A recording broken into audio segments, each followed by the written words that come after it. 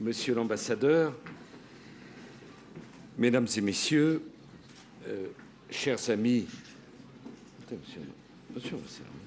chers amis japonais et français, mes premiers mots en arrivant au Japon seront pour adresser toutes mes pensées à ces familles décimées, à ces villages rayés de la carte, à ces paysages dévastés, à ces populations déplacées qui n'ont pas de cérémonie décente pour pleurer leurs morts, des morts qui ont été engloutis par le tremblement de terre ou le tsunami, comme dévorés par une nature déchaînée dont nous avons vu jusqu'en France des images absolument stupéfiantes. Je pense à ceux qui ont tout perdu, à ceux qui doivent contempler le résultat d'une vie réduite à des photos, à des planches éparses, à ce désastre. Nous avons vu ces paysans du Kanto dont les rizières entretenues depuis des générations ne seront plus cultivées avant longtemps, ces pêcheurs de Kaemachi qui ont vu engloutir leurs bateaux. Je pense à ceux qui parcourent encore aujourd'hui les ruines de leur quartier à la recherche d'un objet familier qui, aussitôt retrouvé, devient la relique d'un monde disparu, sans doute le monde des temps heureux. Le séisme du 11 mars était l'un des plus puissants de l'histoire du Japon. Ses conséquences sont immenses. Ses effets d'une violence inouïe, on peut même dire proprement inconcevable. 30 000 victimes, 240 000 personnes évacuées, des millions de blessés, des milliers de blessés, des millions de personnes touchées, et au fond, un pays tout entier plongé dans le malheur.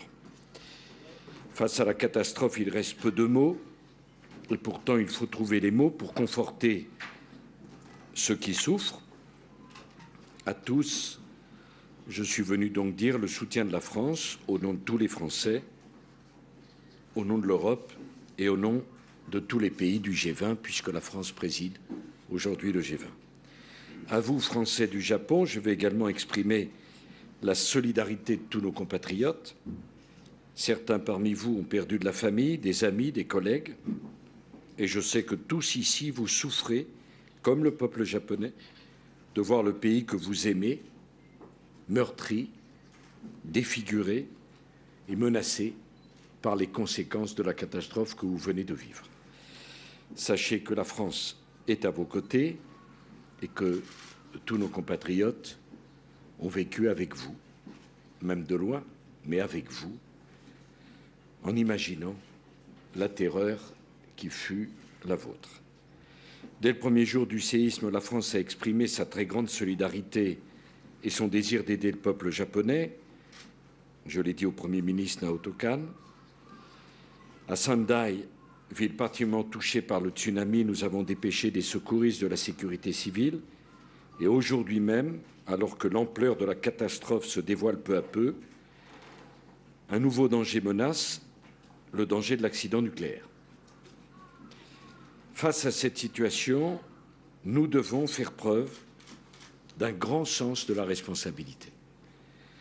Pour aider les techniciens japonais qui travaillent jour et nuit dans la centrale de Fukushima, la France, avec le CEA et les entreprises françaises, a déjà fourni du matériel technique, des équipements de protection, et j'aurai tout à l'heure l'occasion de dire au Premier ministre que la France est prête à agir davantage encore.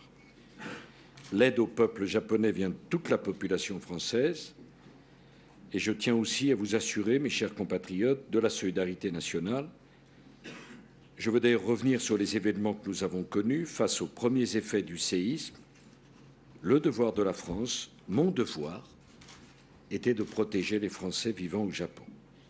Et dès le début de la crise, notre réseau de consulats et d'ambassades s'est mobilisé.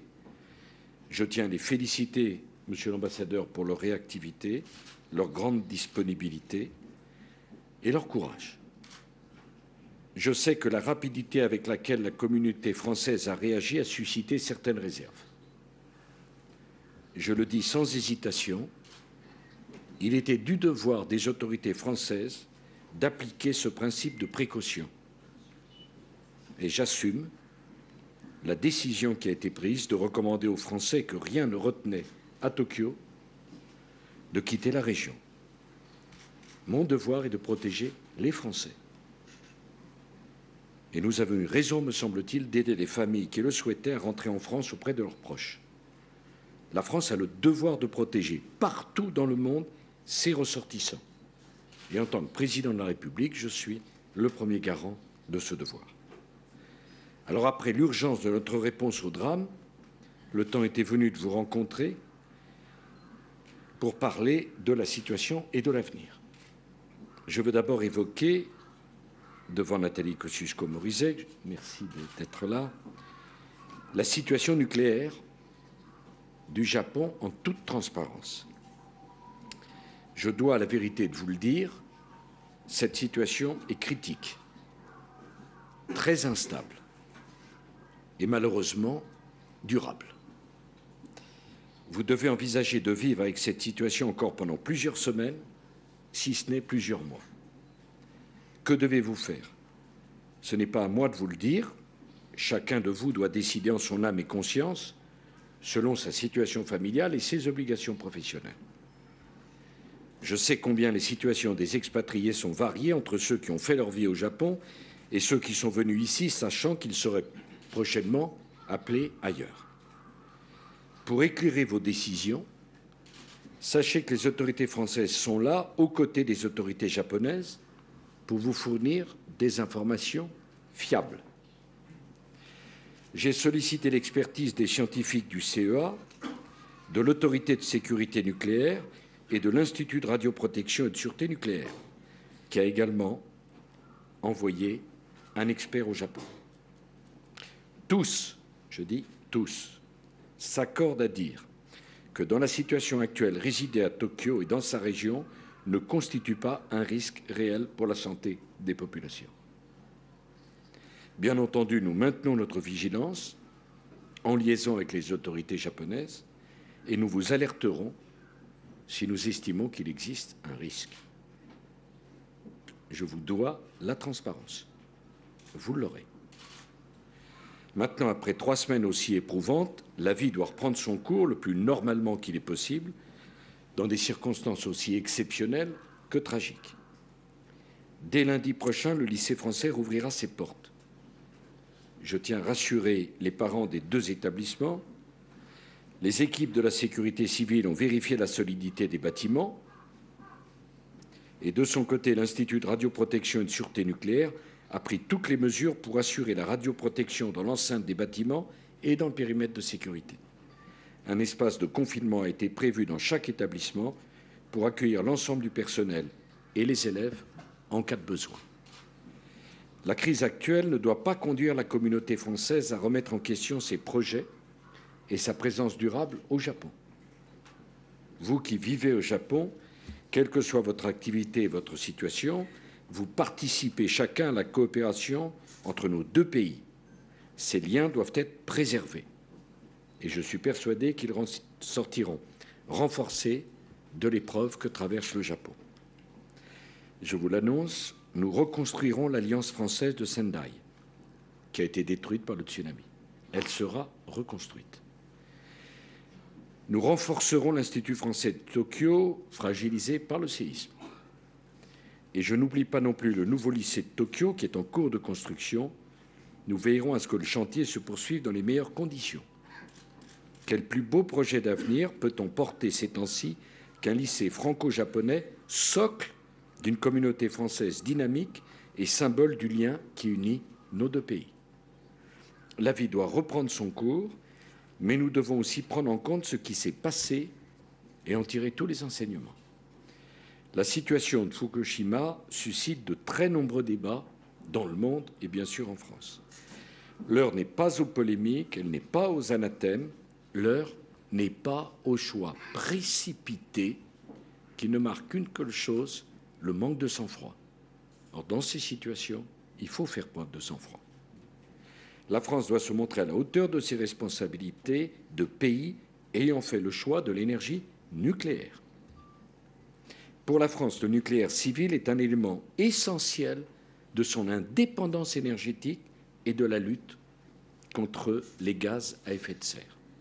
Ce choix s'accompagne d'une exigence absolue dans la sûreté de nos installations nucléaires, une exigence dont le monde entier reconnaît la rigueur.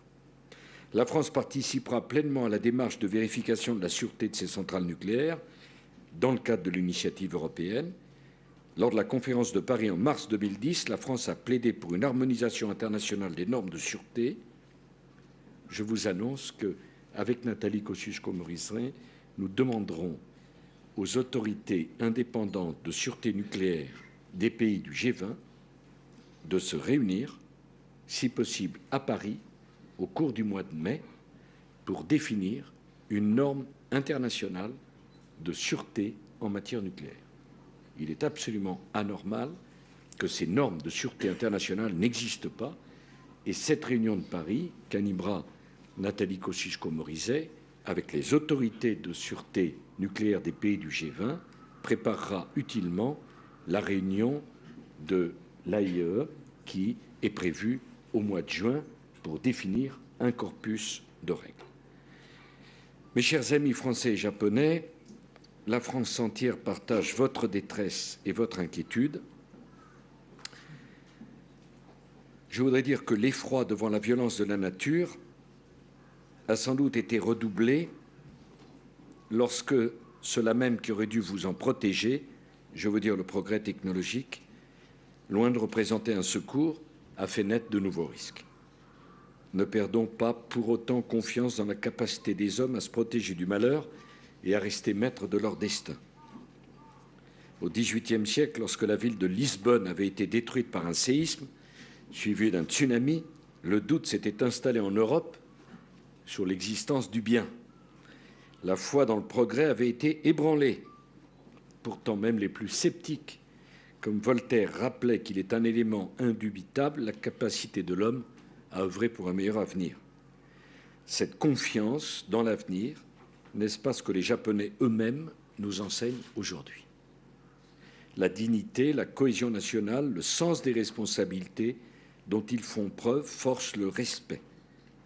Et je voudrais dire qu'il y a une véritable forme d'héroïsme aujourd'hui à voir les réactions du peuple japonais, un peuple dont l'histoire a été marquée comme au fer rouge par le feu nucléaire. L'héroïsme au sens le plus fort, quand je pense aux techniciens, aux ingénieurs, aux pompiers qui, à Fukushima, luttent sans relâche, au péril de leur vie, pour reprendre le contrôle de la situation. Héroïsme, tous ces volontaires.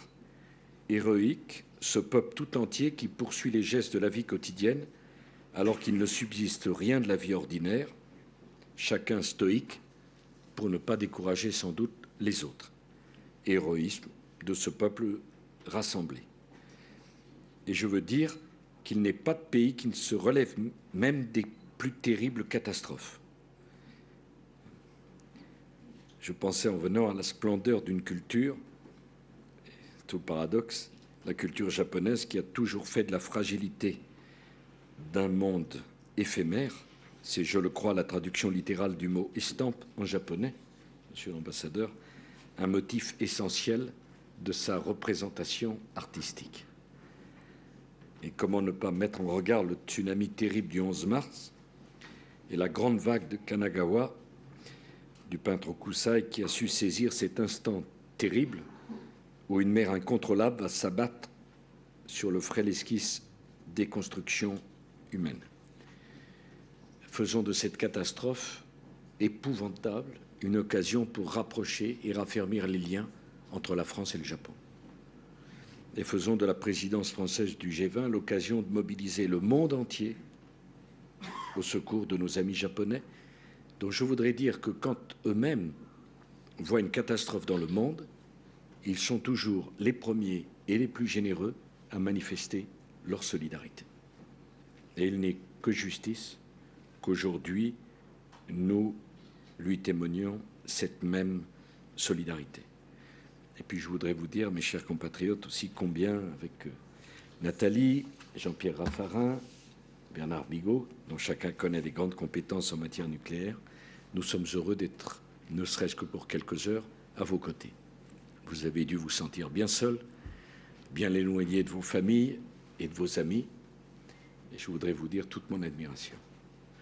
Par ailleurs, les décisions que vous prendrez seront les bonnes, mais vous devez les prendre en fonction de vos obligations, de vos souhaits et des informations que nous allons vous donner.